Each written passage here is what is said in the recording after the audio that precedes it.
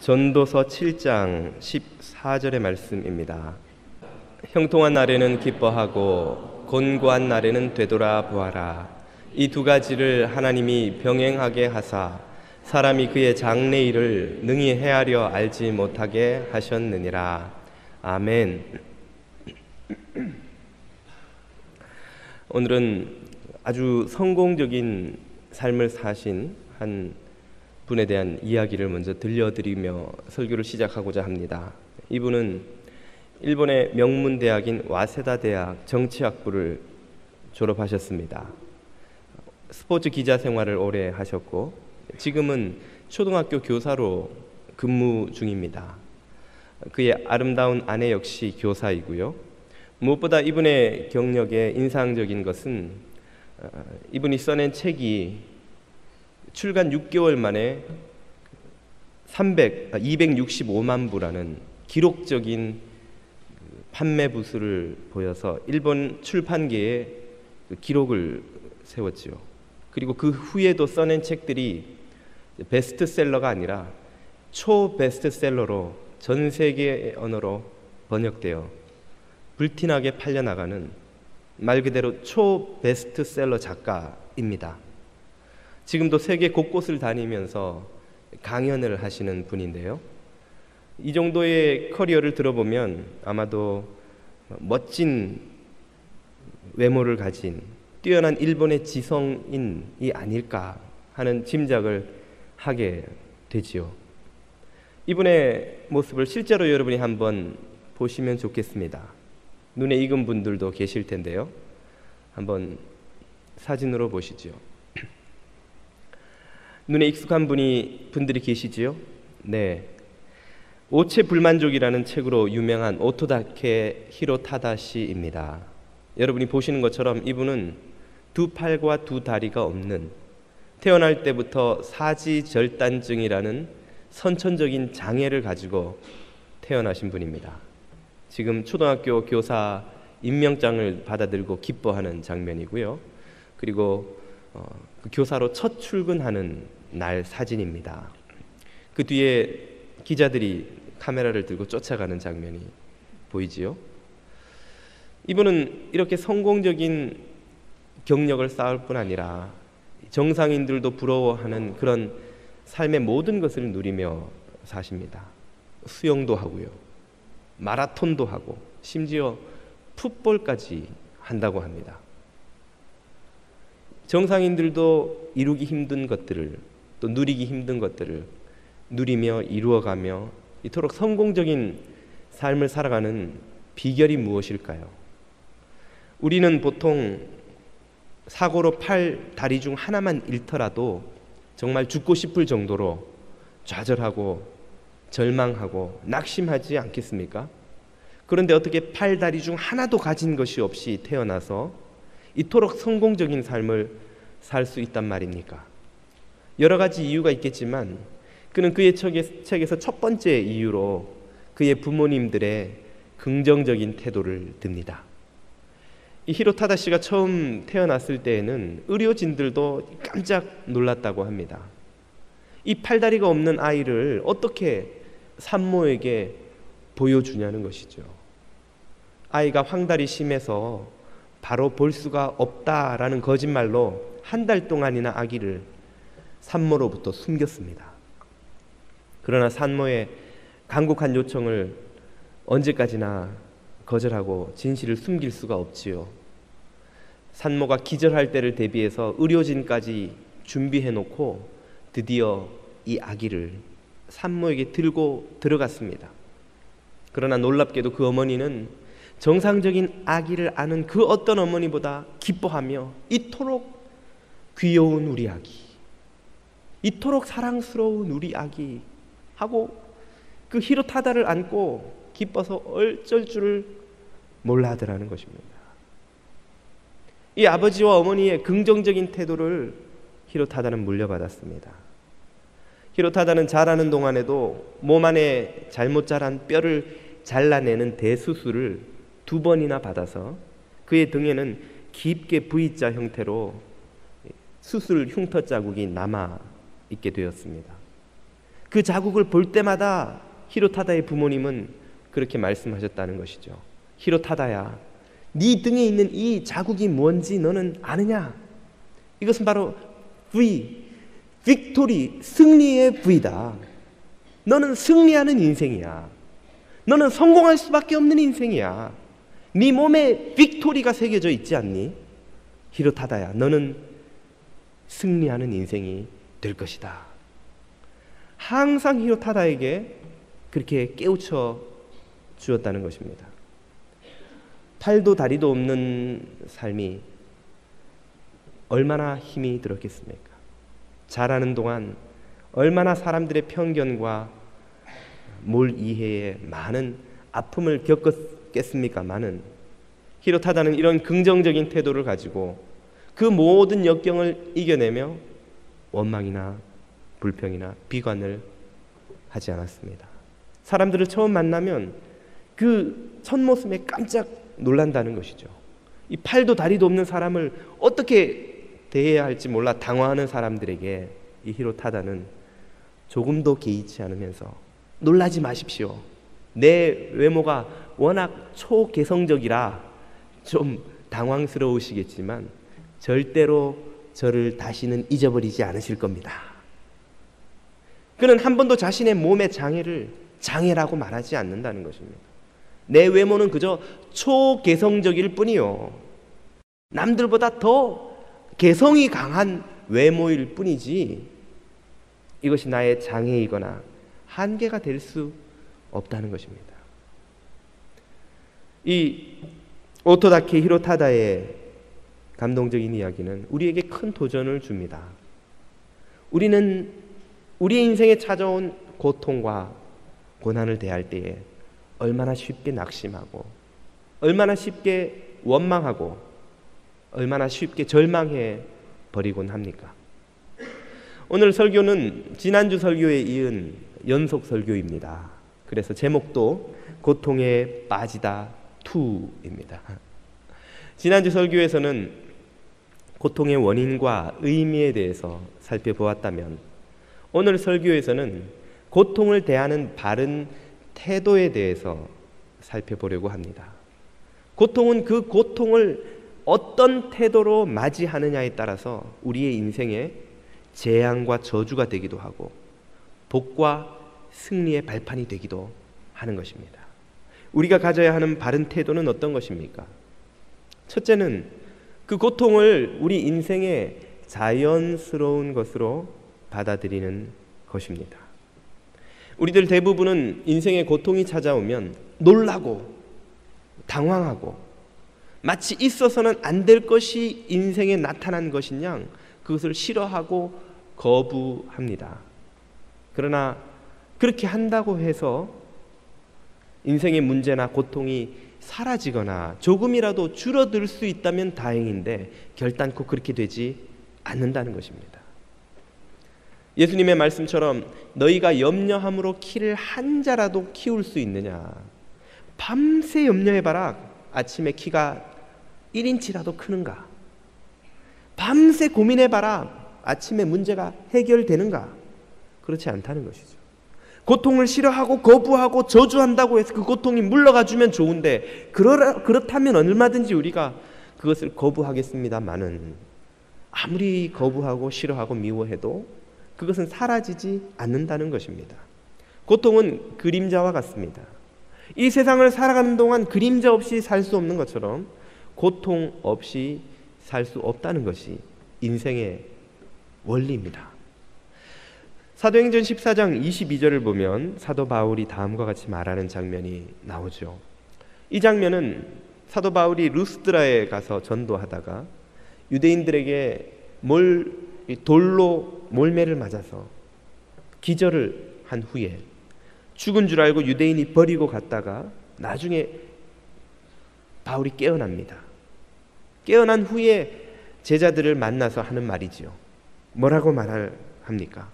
바울은 제자들의 마음을 굳게 하여 이 믿음에 거하라 권하고 또 우리가 하나님 나라에 들어가려면 많은 환난을 겪어야 할 것이라.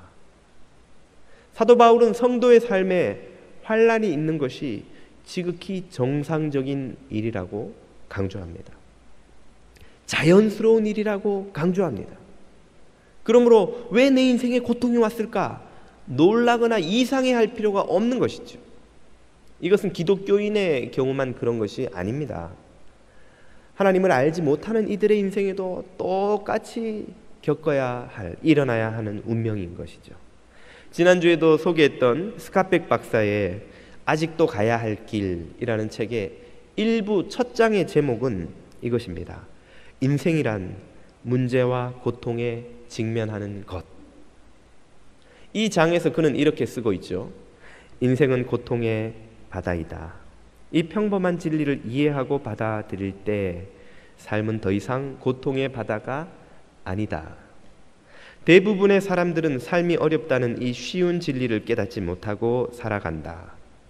사람들은 흔히 자신의 문제가 가장 특별하다고 믿으며 왜 다른 사람들은 당하지 않는데 자신과 가족과 자신의 공동체만 이런 문제를 안고 살아가야 하는지 불평한다.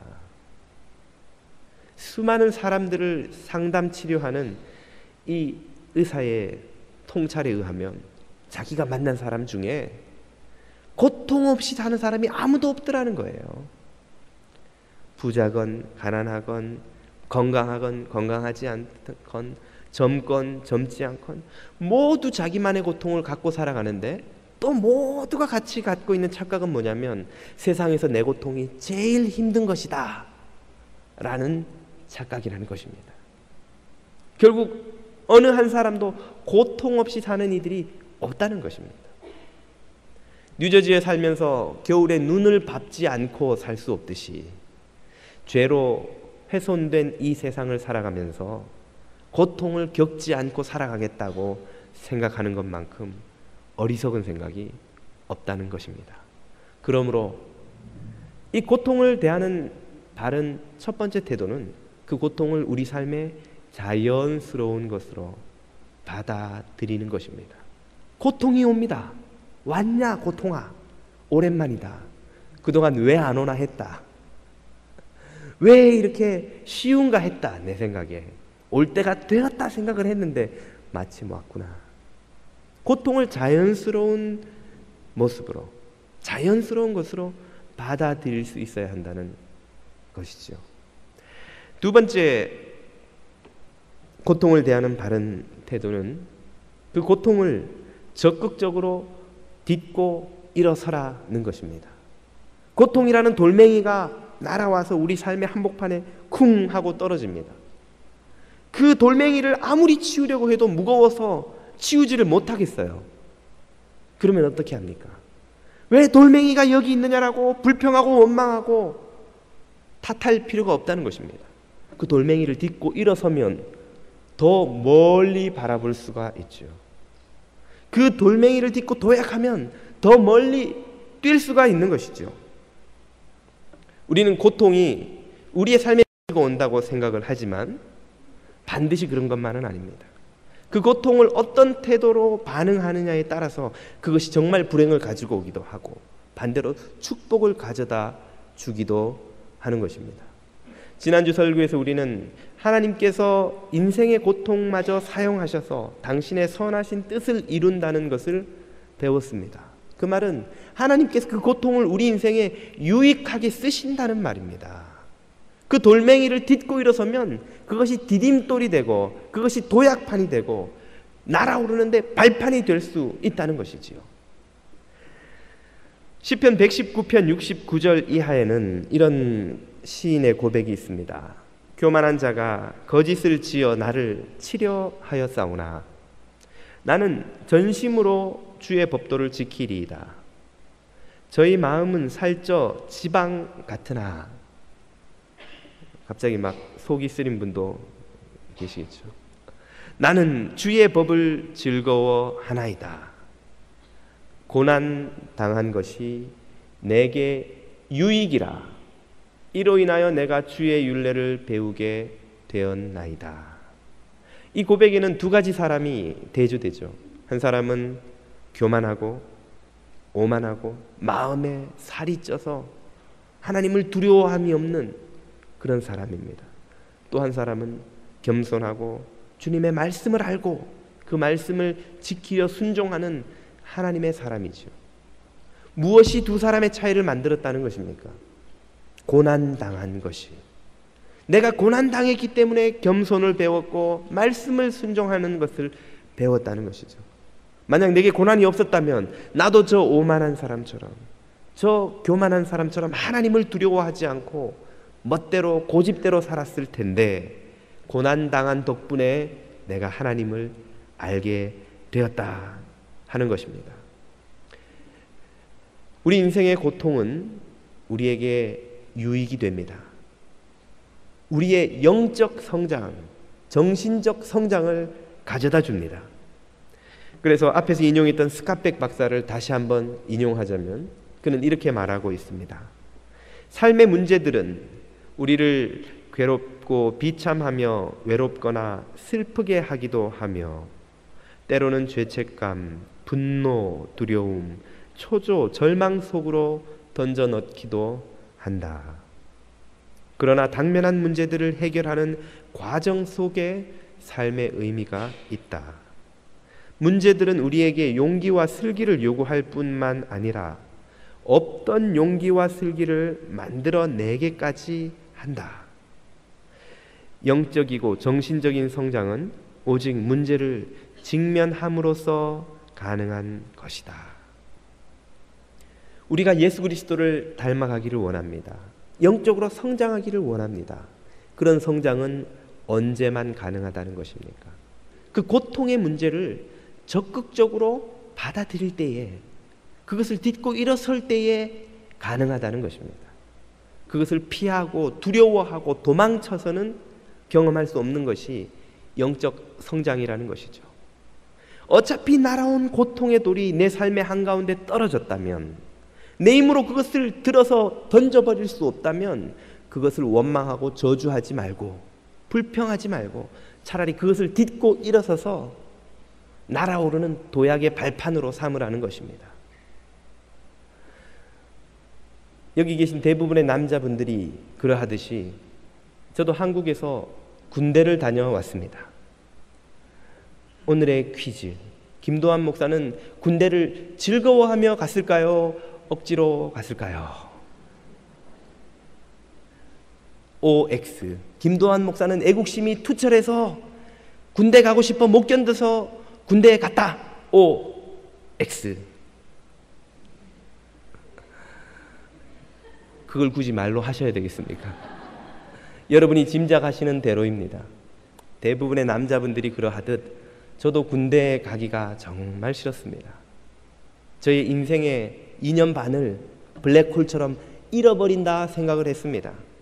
그러나 제가 그렇게 여기든 여기지 않든 상관없이 입영 날짜는 하루하루 다가오고, 도저히 대한민국에 발을 딛고 사는 남자로서는 그 군대를 피해갈 길이 없다는 사실에 직면할 수밖에 없었습니다. 그래서 저는 피할 수 없다면 즐기자 하는 이 교훈을 마음에 새기고 몇 가지 결단을 하였습니다. 첫째, 군대에 들어가면 절대로 제대 날짜를 세지 않으리라. 훈련소 첫날 들어가는 날부터 동기들은 날짜를 세기 시작합니다. 2년 168일, 2년 167일, 2년 166일. 그렇게 하루하루 날짜를 세면 정말 시간이 안 갑니다. 정말 하루하루가 짜증나고 매사가 힘들고 귀찮습니다. 그래서 저는 절대로 나는 날짜를 세지 않으리라고 마음먹었고, 그 결심대로 제대 100일 전까지는 절대 세지 않았습니다. 100일이 남으니까 도저히 세보지 않을 수 없더군요. 두 번째, 저는 결단하기를 군생활을 즐겁게 하기로 하였습니다. 동기들, 친구들이 그러하듯 욕하고 원망하고 조교를 욕하고 이 빌어먹을 세상을 욕하고 이 시스템을 욕하고 이 남북 정세를 욕하고 하는 것으로 내 인생을 낭비하지 말자. 그래서 아무리 힘든 훈련을 해도 웃으며 즐거워하며 그 훈련에 임하기로 마음먹었습니다. 그래서 고참들에게 군기 빠져서 웃는다고 엄청 맞았습니다. 이등병 때는 웃으면 안 되거든요. 근데 이 자식은 군기가 안 들어. 그러면서 계속 때리는 거예요. 그래서 아무리 좋아도 군대에서는 속으로 웃어야 되는 거구나 배웠지요. 세 번째로 저는 군 생활을 저의 육체를 단련하는 기회로 삼기로 마음먹었습니다. 한국에서 고등학생 시절을 보낸 분들은 대부분 운동 부족입니다. 저도 중3 때까지는 운동을 엄청 좋아했는데 고1 때부터 대입에 목숨 걸죠. 다 한국에서는. 운동을 안 하기 시작해서 군에 입대하는 대학교 2학년 때까지 5년 동안 운동을 해본 기억이 없습니다. 그랬더니 몸이 형편없이 허약해졌지요. 잘 됐다. 이 기회에 열심히 육체를 단련해보자. 삽질시키면 쉬지 않고 그냥 삽질을 하고 구보, 행군 열심히 했습니다. 그랬더니 또 고참이 행군 잘하는 놈이라고 굉장히 이뻐하더라고요. 그리고 열심히 삽질을 했더니 이 안 하던 노동을 하니까 배가 고프잖아요.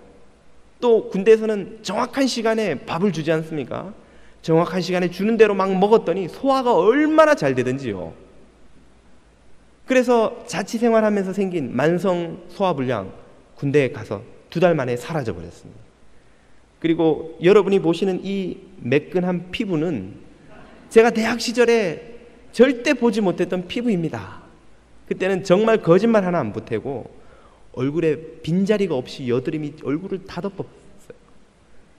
혹시 다그린이라고 그 녹색의 여드름 치료제를 아시는 분들이 계실 겁니다. 웃으시는 분들은 지금 발라보신 분들일 텐데 늘 그걸 바르고 다녀서 얼굴이 푸르죽죽했어요.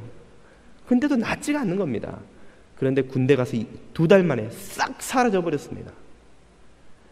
피부는 장의 영향을 받거든요. 소화불량, 장이 안 좋으니까 그게 피부로 다 간 겁니다. 그런데 뛰죠, 삽질하죠, 먹는 대로 소화가 되죠. 그러니까 장의 문제도 해결되고 피부의 문제도 해결되고. 혹시 화장이 안 받으시는 자매분들은 오늘부터 삽질을 한번 부지런히 하셔서 소화가 잘 되도록 한번 해보십시오. 그러면 피부 그냥 좋아집니다. 그리고 마지막 4번째로 이 군생활을 나는 정신적 성장의 계기로 만들자고 작정을 했습니다. 상병 때부터는 자유시간이 조금씩 생기죠. 자유시간이 생기면서부터 저는 틈날 때마다 나가면 책을 사와서 혹은 면회 오는 사람들 집에 책 좀 보내주시오 연락을 해서 목표를 세워서 책을 읽었습니다. 제대하기 전까지 300권을 읽고 나가자. 부지런히 읽었는데 목표를 이루지는 못했지만 한 200권 정도 읽고 나왔습니다. 그래서 제가 제대하고 남은 대학생활 그리고 신학을 공부하기 시작하는 이후에 그 군생활에서 읽은 책들이 큰 자산이 되었습니다. 그래서 제대할 때 저는 이 2년 반의 시간을 결코 블랙홀처럼 버린 것이 아니라 그 힘들고 남들은 억지로 끌려갔다고 원망하고 욕하고 불평하고 군대를 향해서는 배설물도 버리지 않는다고 하는 그 군대를 기쁨과 즐거움으로 제대할 수 있었습니다. 물론 또 가겠냐고 물으면 그냥 웃지요. 그러나 이 시간이 당신의 인생에 블랙홀처럼 버릴 시간이었냐고 묻는다면 저는 과감하게 그렇지 않았다고 말할 수 있습니다. 우리 인생의 고통의 시간은 원치 않아도 찾아옵니다. 그리고 원해도 떠나가지 않습니다. 그렇다면 그 시간을 적극적으로 활용하는, 인생에 날아온 이 돌멩이를 치우지 못해서 욕하고 저주하고 원망할 것이 아니라 차라리 딛고 일어서서 더 멀리 내다보고 뛰어오르고 도약하는 발판으로 삼을 수 있다는 것이지요. 그렇게 할 때에 고통은 우리에게 유익이 되는 것입니다. 사랑하는 교우 여러분, 여러분의 인생에 찾아온 고통을 도약의 발판으로 삼으실 수 있기를 축복합니다. 마지막으로 우리가 고통을 대하는 바른 태도가 있다면 그것은 고통을 통해서 영원을 바라보라는 것입니다. 고통은 우리 인생의 영원의 빛을 비추어 주는 영원을 향한 창문입니다.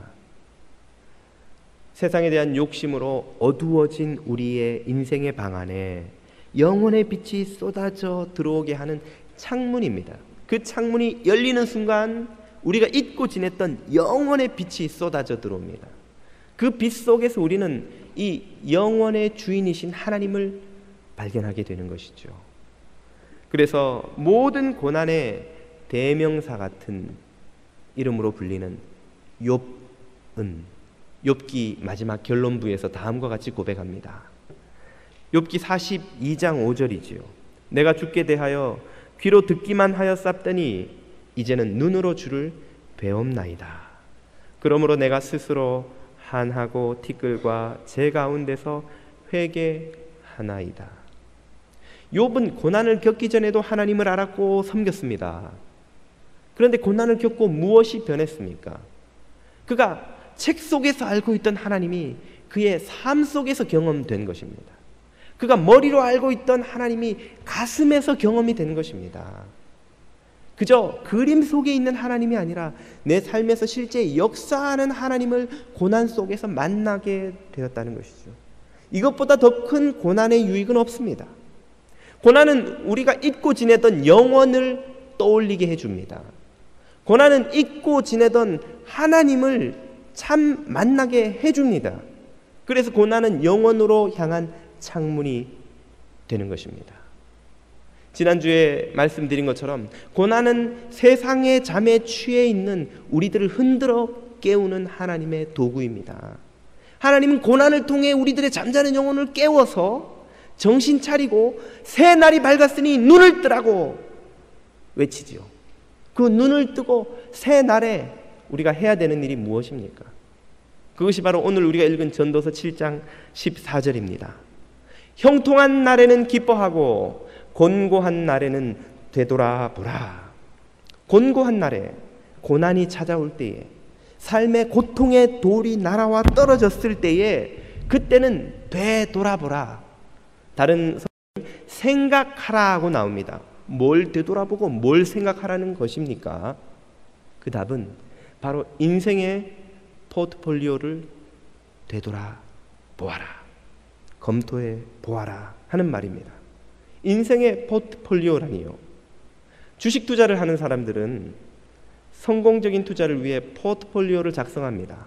내 소중한 자산이 어느 곳에 투자되어야 오래도록 안정되고 높은 수익을 창출해낼 것인가. 그래서 수시로 불안정하고 수익이 없는 곳에서 자산을 거두어서 더 안정되고 또 더 수익이 보장되는 곳으로 옮기지요. 그걸 잘 구성하는 것을 포트폴리오라고 합니다. 주식에 포트폴리오가 있듯이 우리 인생에도 포트폴리오가 있습니다. 우리가 가진 시간, 우리가 가진 물질, 우리가 가진 젊음, 우리가 가진 재능, 이 모든 것들을 우리는 지금 이 순간에도 적절하다고 생각되는 곳에 투자하고 있는 것이죠. 예수님의 표현을 빌리자면 너의 마음과 뜻과 힘과 정성을 다하여서 뭔가에 투자하라, 그 말이죠. 예수님은 그 투자의 원리를 우리에게 가르쳐 주셨죠. 최고의 수익을 보장하고 언제까지나 지속적인 수익을 보장하는 투자처를 우리에게 알려주셨지요. 거기가 어디입니까? 너의 마음과 뜻과 힘과 정성을 다하여 주 너의 하나님을 사랑하라. 둘째는 이와 같으니 내 이웃을 내 몸과 같이 사랑하라. 이 두 군데에 너의 인생을 투자하면 절대로 손해보지 않는다는 거예요. 이 두 군데 투자한 포트폴리오는 영원토록 무한정한 수익을 계속 너에게 가져다 준다는 것입니다. 그런데 혹시 지금 너의 포트폴리오에는 불안정하기 짝이 없고 5년이 갈지 10년이 갈지 20년이 갈지, 아니 어쩌면 오늘 밤도 못 넘길지도 모르는 그런 밑빠진 독과 같은 곳에 다 너의 자산이 투자되어 있지는 않는지, 그것을 곤고한 날이 되면 확인해 보라 하는 것이죠. 정말 너의 자산이 영원한 수익을 가져다주는 그곳에 투자되어 있는지 한번 되돌아보라는 것입니다. 너의 포트폴리오 북을 펴놓고 너의 자산이 제대로 투자되고 있는지를 확인해 보라 하는 것입니다. 바로 이것이 전도서 7장 14절의 메시지입니다. 사랑하는 교우 여러분, 오늘 여러분의 인생의 포트폴리오를 한번 펴놓고 검토해 보시기 바랍니다. 여러분의 소중한 자산들이 참되고 영원한 곳에 투자되고 있습니까? 영원히 수익을 거둘 곳에 투자되고 있습니까? 아니면 5년이 될지 10년이 될지 20년이 될지 어쩌면 오늘 밤도 넘기지 못할 불안정한 그곳에 투자되어 있습니까? 만약 우리가 이 포트폴리오를 검토해보고 참된 곳에 다시 투자할 수 있는 기회가 될 수 있다면 우리 인생에 날아온 이 고통의 돌이야말로 우리 인생에서 가장 큰 축복을 가져다주는 축복의 도구가 아니겠습니까? 사랑하는 교우 여러분의 인생의 포트폴리오에는 최고의 투자처가 자리 잡고 있고 여러분의 귀중한 자산이 그곳에 투자되어 있는 그런 포트폴리오 가지시게 되기를 축복드립니다. 기도드리겠습니다. 생명과 은혜의